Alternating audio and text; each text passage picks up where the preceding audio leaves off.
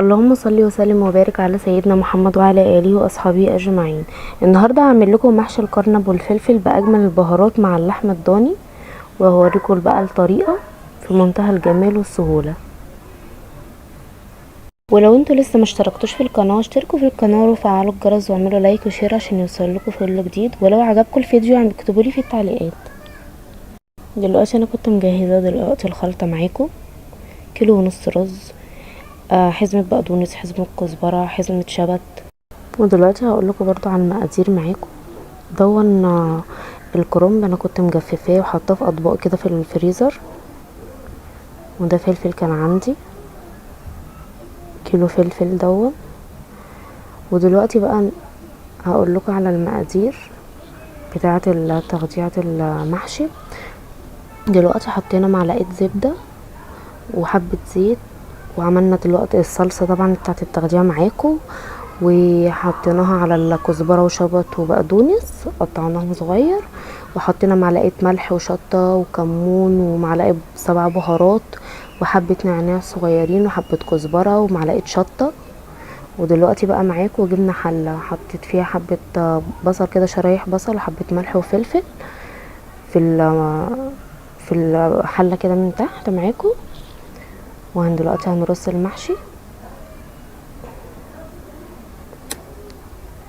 مفيش اسهل من المحشي الصراحه، في اي وقت الواحد الساعه 1 2 3 نقوم نعمل محشي كده في اي وقت، مادام مجففين كل حاجه في الفريزر صراحه بيسهل لنا كل حاجه.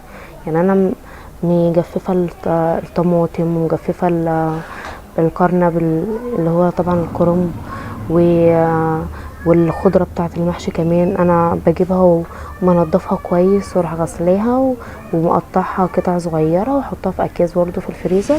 في اي وقت ممكن نعمل المحشي، بنسهل على نفسينا طبعا، ففي اي وقت ان احنا هنعمله.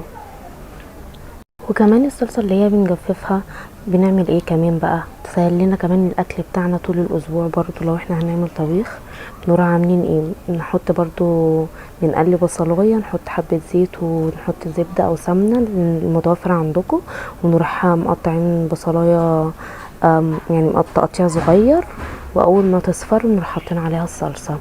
اول يا دوبك تاخد بس تسبيكه بسيطه قوي نروح حاطينها في علبه تبرد، نحطها في علبه يعني علبه مقفوله كده نحطها في التلاجة. ويا دوبك بتسهل لنا الاكل جدا. يا دوبك تحطي في الحله معلقتين الصلصه وتروحي حاطه اسكان بقى بسله اي حاجه انت عاوزاها، بتسهل علينا الاكل في ثواني بيتعمل. ودلوقتي بقى معاكم هنحط دلوقتي كده حبه كرنب كده او ورق كرنب في الحله من تحت. ودلوقتي هنلف كده الكرنب كده،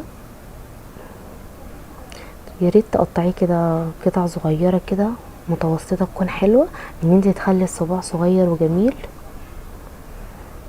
بيبقى حتى شكله يعني كطعم وشكل بيبقى احلى.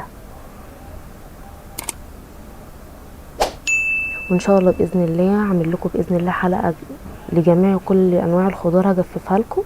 ودلوقتي سقينا بقى المحشي كده بالشوربه كده، بنحط الشوربه بس على وش المحشي، وهنحط كمان الفلفل كده، الفلفل بقى نص الحله. بسم الله ما شاء الله. ايه رايكم بقى في الجمال؟ ما اقولكوش على الريحه بقى عامله ازاي، تحفه. البهارات اللي احنا حطيناها مخليه المحشي كده في حته تانية خالص. ودلوقتي بقى احمر اللحمه واجيبها لكم. دلوقتي حمرت اللحمه الضاني كده وحطيتها كده على المحشي كده من على الوش. ما اقولكوش على الجمال بقى والحلاوه.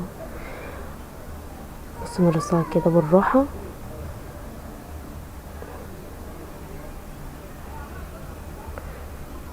ما اقولكوش بقى على جمالها بقى.